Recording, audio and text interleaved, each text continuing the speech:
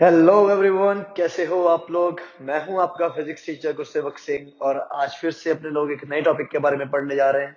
और आज का टॉपिक होगा एस्केप वेलोसिटी।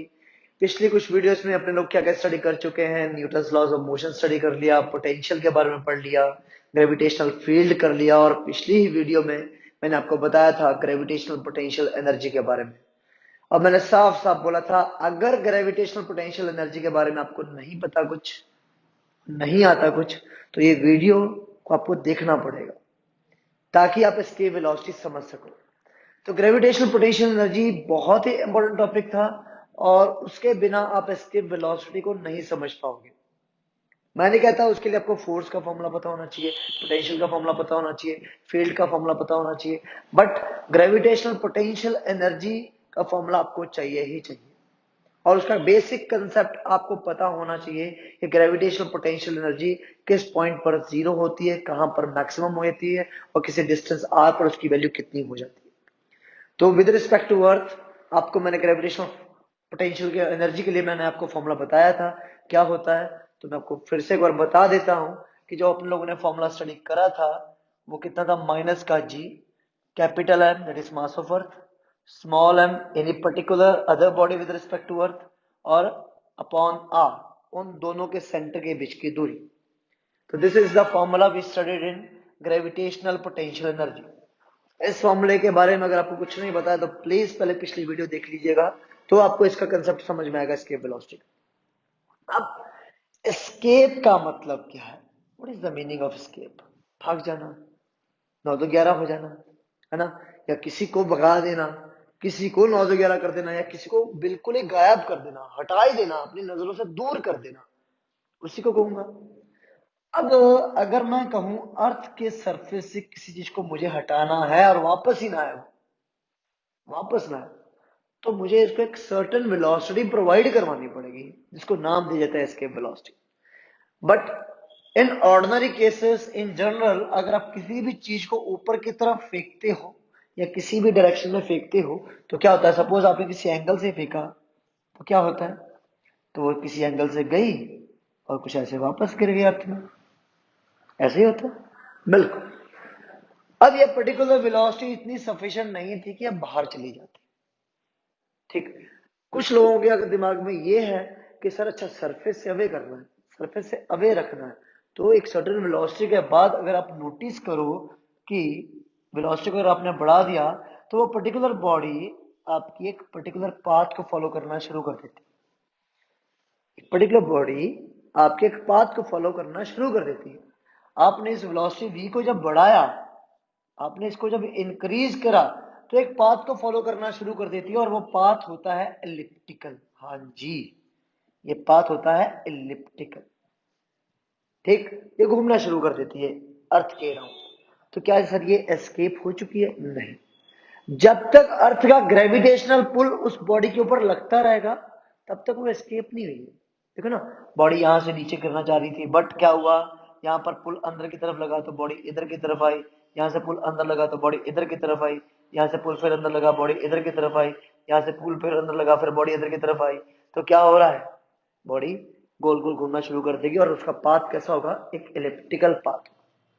ठीक, अब अगर क्या करा जाए, ये था केस नंबर 1, ये है case number 1 that is path number 1। अब अगर क्या करा जाए, इस वेलोसिटी को फर्दर और इंक्रीज करूं और बढ़ाऊं, that is almost approximately equal to 8 kilometre per second के बराबर कर दूं। ठीक, तो पाथ इसका बन जाता है सर्कुलर। तो पाथ बन जाता है सर्कुलर, तो इसका एक सर्कुलर पाथ बन जाएगा समथिंग। अगर आपने और वेलोसिटी को बढ़ाया तो इसका पाथ बन जाएगा सर्कुलर। तो ये सर्कुलर पाथ की तरह मूव करना शुरू कर देगी। थोड़ा सा भाई डायग्राम के लिए माफी चाहूंगा अगर क्लियर नहीं है। तो सेकेंड वाला जो है वो एक सर्कुलर पाथ को फॉलो करना शुरू कर देगा। कौन से पाथ को? एक सर्कुलर पाथ को फॉलो करना शुरू कर देगा।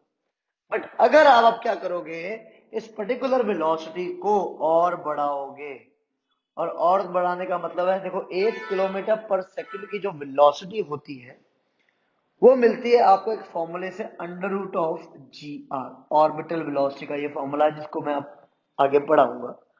ऑर्बिटल स्पीड जो है सैटेलाइट की वो कितनी होती है, √g r, वो मैं आपको आगे बताऊंगा। तो अगर आप इतनी वेलोसिटी एक सैटेलाइट को या किसी भी ऑब्जेक्ट को प्रोवाइड करवा देते हो तो वो अर्थ के अराउंड एक सर्कुलर मोशन को फॉलो करना शुरू कर देती है। बट अगर आप उस वेलोसिटी को और बढ़ाते हो और उसको बढ़ा दिया √g r से ज्यादा, तो उसका पाथ फिर से कैसा हो जाता है, एलिप्टिकल। उसका पाथ फिर से कैसा हो जाता है, elliptical.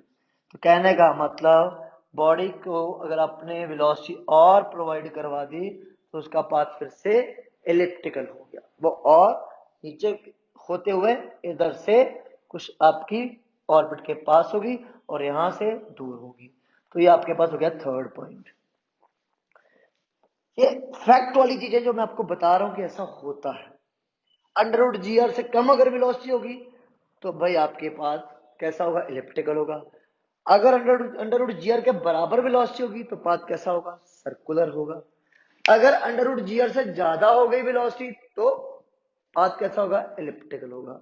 But what if we increase further velocity, आपने वेलोसिटी को और इंक्रीज करा और उसको रख दिया ऑलमोस्ट 11.2 किलोमीटर पर सेकंड के बराबर।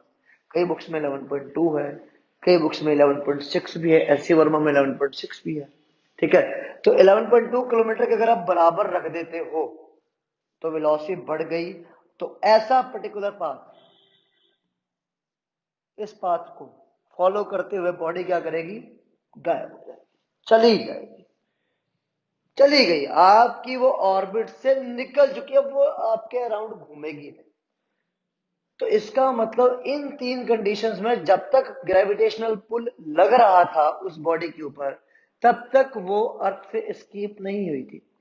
बट चौथे केस में जैसे आप velocity approximately 11.2 kilometre per second के बराबर रख देते हो तो the body has been escaped, the body has been escaped, body आपकी एस्केप हो चुकी है भाई।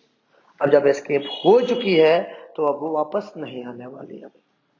ठीक, तो एक चीज आप बांध लो बल्ले कि for a body to escape, for a body to escape velocity required is 11.2 kilometre per second. हाँ जी, इतनी रिक्वायरमेंट है ताकि वो बॉडी के पास एनर्जी रहे ही ना कि वो वापस आ सके। एनर्जी ना रहेगा मतलब एनर्जी जीरो हो जाए। एनर्जी जीरो कहाँ होगी, तो आपको मैंने बताया है कि जब आपकी बॉडी कहाँ पहुंच जाए, इन्फानाइट पर, तो उसके पास वहां की एनर्जी कितनी हो जाएगी जी। तो इन्फानाइट पहुंचा दो, बहुत दूर पहुंचा दो, आपने क्या करा, बहुत दूर पहुंचा दिया, तो ऑटोमेटिकली आपकी वो बॉडी के पास एनर्जी कितनी रखनी है, आपने जीरो कर देनी है। उसके पास एनर्जी ना हो वापस आने के लिए, वो वापस आना चाह रही है क्योंकि उसके पास एनर्जी है। उसकी एनर्जी को अगर आप जीरो कर दोगे तो वो पर्टिकुलर बॉडी कैसे होगी, फ्री होगी, तो वो कहीं भी जाएगी, फिर वो स्केप हो जाएगी, वो फिर वही स्पेस में कहीं पर भी घूम सकती है। समझ रहे हो, ठीक है। तो दिस आर द बेसिक कुछ कंडीशंस जहां पर आपको पता होना चाहिए। हाँ, अगर आप वेलोसिटी v को 11.2 से और बढ़ा दोगे तो क्या होगा, तो वो पर्टिकुलर बॉडी ग्रेविटेशनल फील्ड जहां पर इन्फिनिट पॉइंट है उसके भी बाहर निकल के एक सर्टेन वेलोसिटी से मूव करना स्टार्ट कर देगी, क्योंकि उसकी एनर्जी वहां पर कुछ ना कुछ डेवलप हो जाएगी और एक एक्स्ट्रा अमाउंट ऑफ एनर्जी से वो यूनिवर्स में कहीं पर भी किसी भी वेलोसिटी से फिर घूम सकता है। तो ये कुछ कंडीशंस, ठीक है। तो एस्केप करने के लिए मेन कंडीशन क्या है, you need the particular satellite और an object to have zero energy, उसकी पर्टिकुलर एनर्जी कितनी हो जाए, जीरो हो जाए, फाइनल एनर्जी कितनी हो जाए, जीरो हो जाए। ठीक, so let us take an example कि अगर यहां पर ये अर्थ कंसिडर करा जाए, ठीक है, और इसकी अपनी कोई एक ग्रेविटेशनल फील्ड है, सपोज अपने को ये इसके ग्रेविटेशनल फील्ड है, और इस बॉडी को मैं अगर यहां से प्रोजेक्ट करता हूं vertically upwards, suppose vertically upwards project करता हूं किसी वेलोसिटी वी से, तो मैं चाहूंगा ये वापस ना आए, तो वापस ना आए तो ये फाइनली कहां पहुंचे, इनफाइनाइट पर पहुंच जाए। कहां पहुंच जाए, इनफाइनाइट पर पहुंच जाए। तो भाई ये इसका इनिशियल पॉइंट हुआ, ये इसका इनिशियल पॉइंट हुआ और वो इसका फाइनल पॉइंट हुआ। अगर वो इन्फिनिट पर बॉडी पहुंच गई तो automatically it is having a free energy, it is in a free state, energy zero हो गई है तो बॉडी अब कहीं पर भी जा सकती है। तो मुझे यहां तक पहुंचाना है तो वेलोसिटी वी कितनी चाहिए बेसिकली, ठीक है। तो initially what I can do is, इस बॉडी को इन्फिनिट पर अगर मुझे पहुंचाना है तो मुझे एक कंसेप्ट को लेना पड़ेगा। वो कंसेप्ट क्या है? कंजर्वेशन ऑफ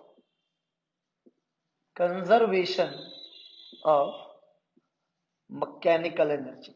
मैकेनिकल एनर्जी का जो कंजर्वेशन है वो रखना पड़ेगा यार।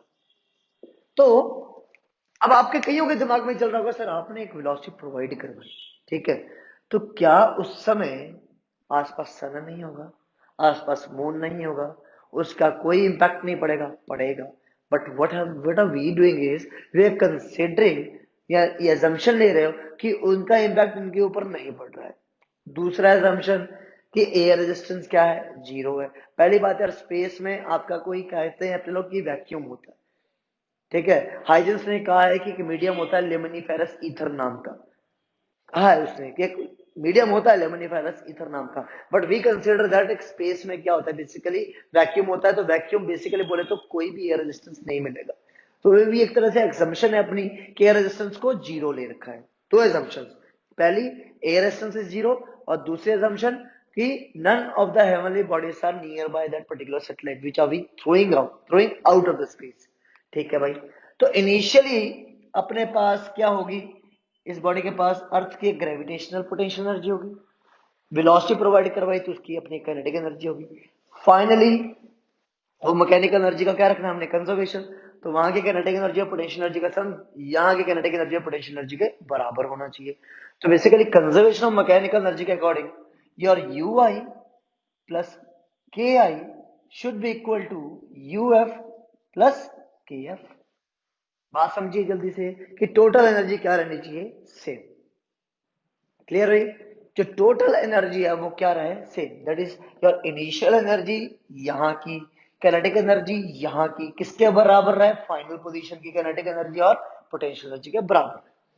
थोड़ी देर पहले मैंने यहाँ पे फॉर्मूला लिखा हुआ था पोटेंशियल एनर्जी का, वो क्या था, U is equal to minus का G capital M small m upon distance that is R।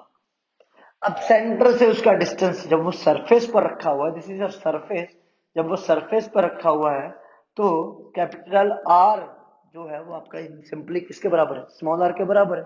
तो यू आई कितना, माइनस का G capital M small M upon capital R plus K I की वैल्यू इनिशियल काइनेटिक एनर्जी कितनी होगी, half of m V E का square.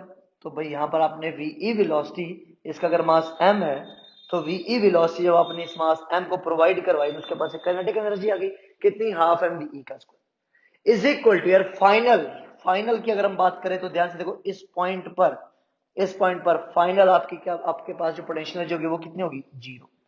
Final potential energy इस point पर क्या होने वाली है, जीरो होने वाली है। साथ में साथ काइनेटिक एनर्जी, भाई वहां पहुंचते पहुंचते तो ऑटोमेटिकली क्या होने वाला है, वेलोसिटी जीरो हो ही जाएगी, तो काइनेटिक एनर्जी भी जीरो हो गई। तो क्या बचा, बहुत आसान है यार, हाफ एम वी का square will be equal to, ये प्लस का गया उधर, तो G capital M small M upon R, ठीक। m से m हो गया खत्म, तो क्या बचा, वी का square is equal to 2gm upon r, और we can say is v is equal to under root 2gm upon r। ये आपके पास आ गई एक इसकी वेलोसिटी का फॉर्मूला।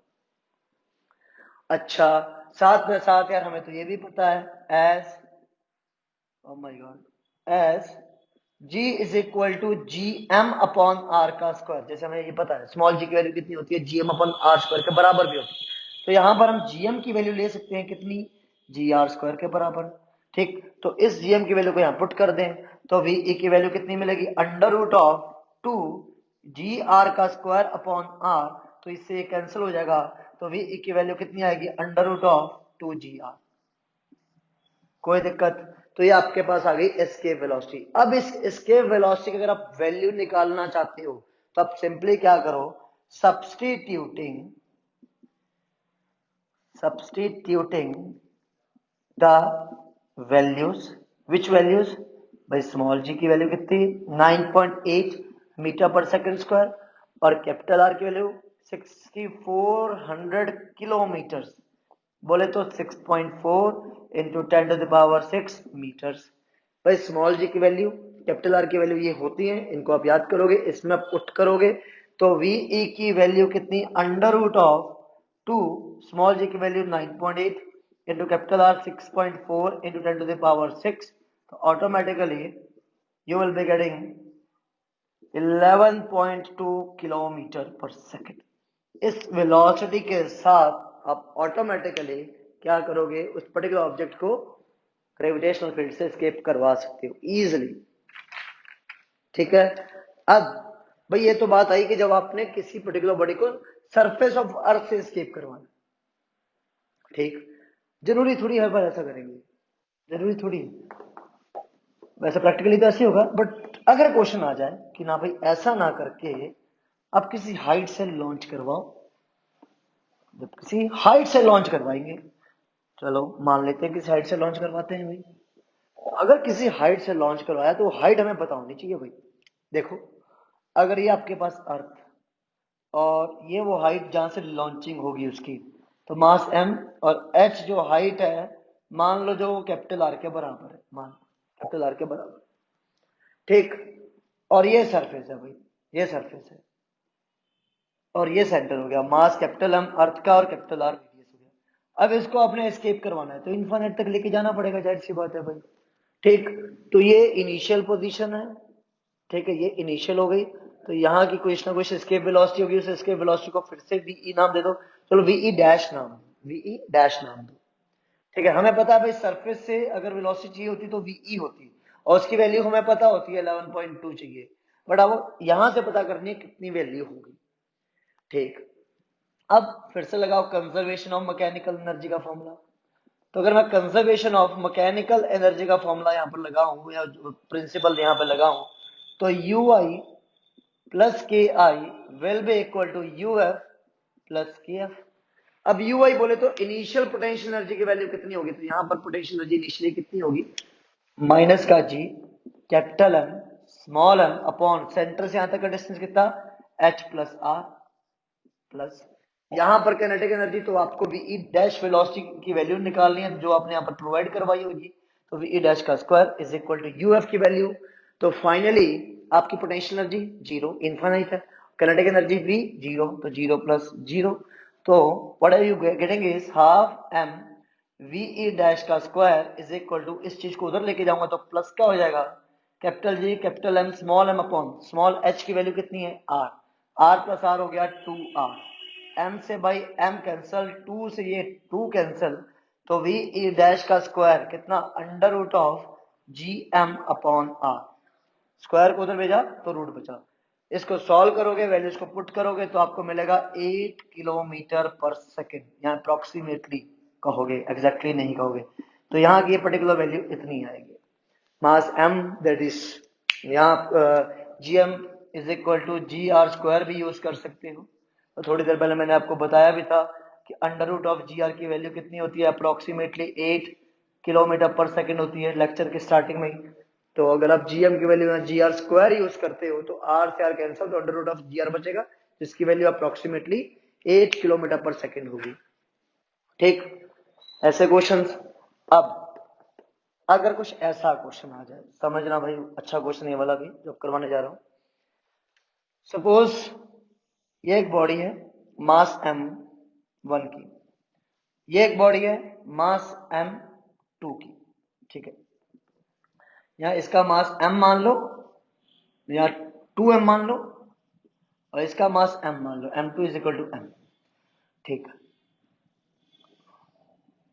ओके, यहां पर एक दूसरी बॉडी आपने प्लेस कर दी of something mass small m, ठीक, आप चाहते हो कि ये एस्केप करवानी है यहां से किसी एक वेलोसिटी वी से, तो एस्केप करवाने के लिए इसको कितनी वेलोसिटी देनी पड़ेगी ये निकालना है आपको, यहां पर जो वी डैश की वैल्यू वो आपको निकालनी पड़ेगी भाई। इस पॉइंट पर जैसे मैंने आपको बताया कि हमने डेरिवेशन करते समय एजम्पशंस नहीं थी कि कोई बाहर का प्लेनेट या मून या सन आपके सैटेलाइट के ऊपर कोई फोर्स नहीं लगा रहा है, हमने एज्यूम करा था, तो हमने वो एस्केप वेलोसिटी का फॉर्मूला निकाला। बट यहाँ पर साफ साफ नजर आ रहा है कि भाई दो चीजें रखी हैं तो हम इसकी लॉन्चिंग करवाने जा रहे हैं, तो दोनों का इम्पैक्ट इसके ऊपर पड़ेगा। गिवन दैट कि ये R1 और ये R2 एक प्रोवाइडेड है। यहां पर जो R1 है वो आपका है 2R के बराबर और R2 है R के बराबर। ये M क्या है? M मास ऑफ अर्थ है भाई, M मास ऑफ अर्थ है, और R क्या है? Radius of earth. This is all provider. तो आपको ये पता करना है वीई की वैल्यू कितनी आएगी। तो ठीक, तो भाई फिर से आप क्या करो, आपने यही काम करना है, यू आई प्लस किया is equal to U F plus किया। तो इनिशियली काइनेटिक एनर्जी की वैल्यू कितनी होगी? तो देखो इस पॉइंट पर लगने वाली पोटेंशियल एनर्जी एक तो इसकी वजह से होगी, वो कितने? माइनस का जी m1 small m upon distance कितना r1। दूसरी इसकी वजह से तो माइनस का जी m2 small m upon distance r2 plus potential energy total होगी। अब बची काइनेटिक एनर्जी, तो वीई डैश वेलोसिटी प्रोवाइड करवाओगे तो मिलेगी kinetic energy, that will be half m VE dash का स्क्वायर इज इक्वल टू। अब जब इनफाइनाइट पॉइंट पे ये बॉडी पहुंची होगी तो टोटल एनर्जी तो जीरो, तो बचा क्या? यूएफ भी जीरो और केएफ भी जीरो।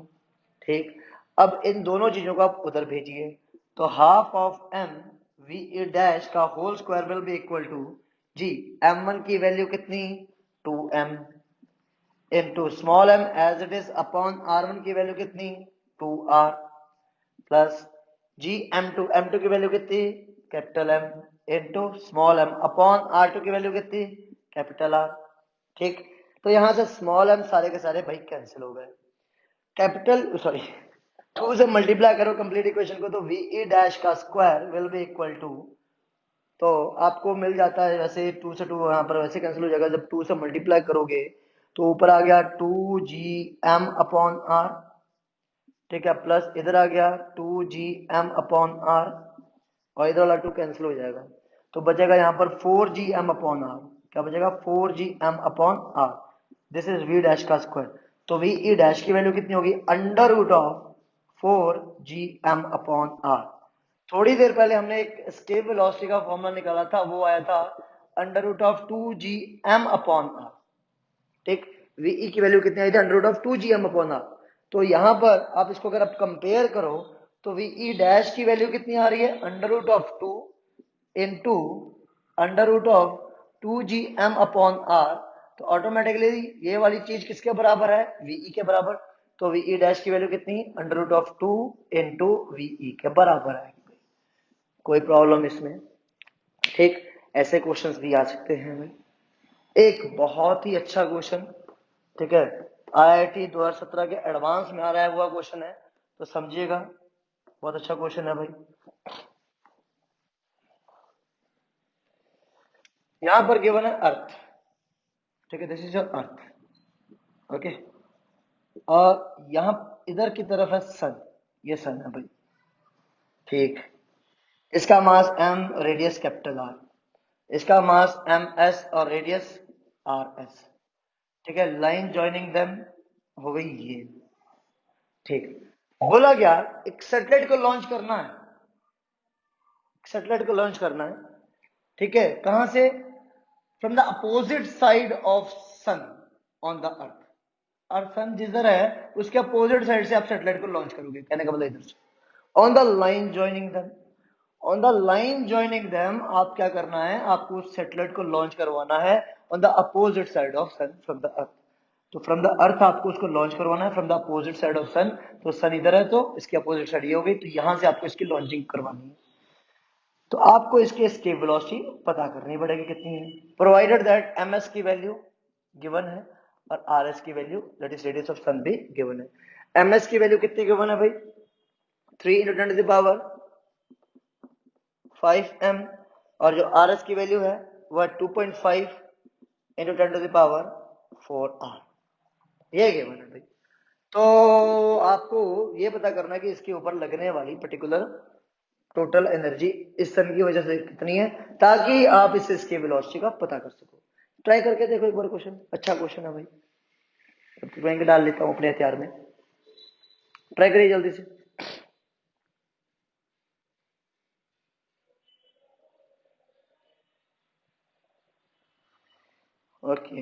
Done everyone?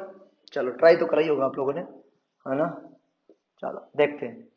तो इनिशियली बोले तो इनिशियली क्या हो रहा होगा, इसके ऊपर लग रही होगी आपकी पोटेंशियल एनर्जी और साथ में साथ काइनेटिक एनर्जी, और वो final UF plus K F के बराबर होगी, दैट इज फाइनली।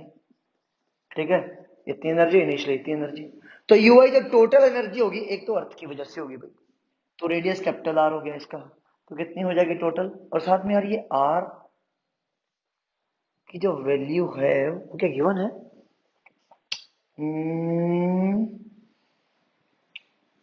हाँ जी, इस आर की वैल्यू गिवन है, ये आर की वैल्यू गिवन थी स्मॉल आर, तो हमें ये आर गिवन है स्मॉल आर, ना कि आर एस, सॉरी टू से, ये हमें स्मॉल आर गिवन है ना कि आर एस।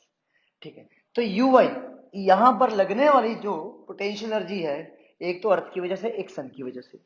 अर्थ की वजह से कितनी होगी? माइनस का G capital M small M upon capital M mass of earth, small m mass of planet, mass of satellite, upon distance, तो यहां से आता का डिस्टेंस कैपिटल आर हो गया। दूसरी एनर्जी होगी सन की वजह से, उसके सेंटर से यहां तक, तो यहां तक का टोटल कितना? आर इसके सेंटर से इसके सेंटर तक का था, और अगला आर रेडियस ऑफ अर्थ बचा, तो टोटल डिस्टेंस कितना हो जाएगा भाई? तो माइनस का G capital M S mass of sun into small m mass of satellite upon में डिस्टेंस, तो डिस्टेंस कितना? R plus capital R. ठीक है, तो स्मॉल आर की वैल्यू आपको गिवन है, इस और साथ में प्लस काइनेटिक एनर्जी, तो काइनेटिक एनर्जी कितनी होगी? Half m V E dash का स्क्वायर इज इक्वल टू, भाई इन्फाइनाइट पे जब ये बॉडी पहुंचेगी तो उसके पास उसकी पोटेंशियल एनर्जी भी जीरो होगी, और साथ में साथ काइनेटिक एनर्जी भी जीरो होगी, that is zero plus zero. अब इन चीजों को उधर ले जाओ भाई, half m V E dash का square will be equal to G capital M small M upon capital R plus का जी एम एस की वैल्यू पुट करोगे तो 3 into 10⁵ into small m as it is divided by small r plus capital R. तो भाई आप सोचो small are की value कितनी है? 2.5 इंटू 10⁴ आर, उसमें आर को अगर आप ऐड कर दोगे तो automatically what you can say is this is equal to what? Small R. तो स्मॉल आर की आप वैल्यू डायरेक्टली पुट कर दीजिए 2.5 इंटू 10⁴ आर। अब देखो m यहां पर भी है, यहां पर भी है, यहां पर भी है, सब कैंसिल हो गए, बचा क्या? वी ई डैश का स्क्वायर अपॉन 2, और इधर आपके पास क्या है? G M upon capital R plus इधर, तो भाई ये 4 से एक तो ये गया, तो बचा इधर ओनली एंड ओनली 10। ठीक, इसके बाद एक जीरो इसके पास चला जाएगा तो बचेगा यहाँ पर 4, 3 4 हो गया 12, तो क्या बचा? 12 जी एम अपॉन आर, क्या बचा? 12 G M upon R. Overall हो जाएगा कितना? वी ई डैश का square upon 2 will be equal to 13 G M upon R. ठीक, अब देखो वीई डैश का square will be equal to 13 अलग रखा, और जो नीचे वाला 2 था वो भेज दिया 2 जी एम अपॉन आर के साथ। क्यों भेज दिया? क्योंकि जब इसका स्क्वायर हटेगा तो रूट इसके ऊपर, और रूट इसके ऊपर जब जाएगा तो ये पर्टिकुलर चीज क्या है? ये पर्टिकुलर चीज इसकी वेलोसिटी है, तो that means under root of 13 into VE.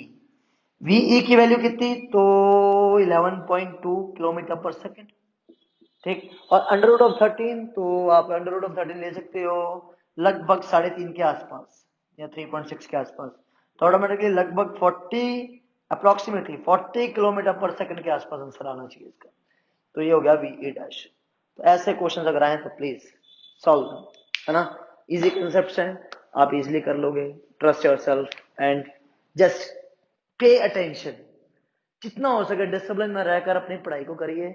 ये मत सोचिए लॉकडाउन चल रहा है या स्कूलों में पढ़ाई नहीं हो रही है तो हम भी नहीं करेंगे, स्कूल से अपनी पढ़ाई करवा रहे हैं जिस तरीके से उनको करवानी चाहिए।